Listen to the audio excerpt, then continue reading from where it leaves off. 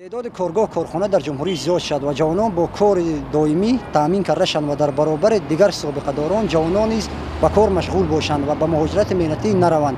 انا چنین من آینده تاجیکستان را میخواهم.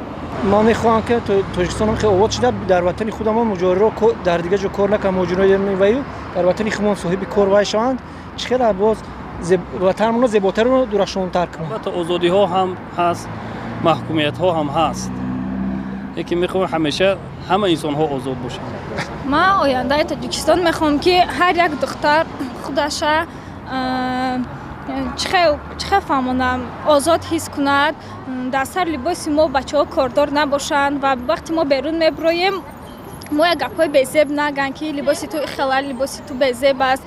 هر کس باید خودش آزاد حس کنه. من آرزو دارم که در آینده تاجیکستان از فساد تازه میشود.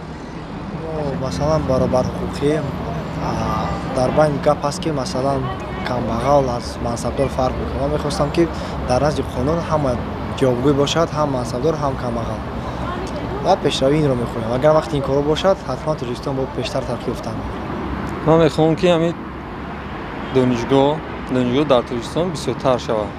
Таджики бедные за границей стараются, чтобы прокормить свою семью, своих детей. Это очень больно, печально.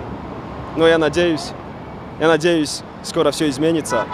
И в этих прекрасных новостройках, которые строятся каждый день, наши таджики, сестры и братья приедут и будут жить там.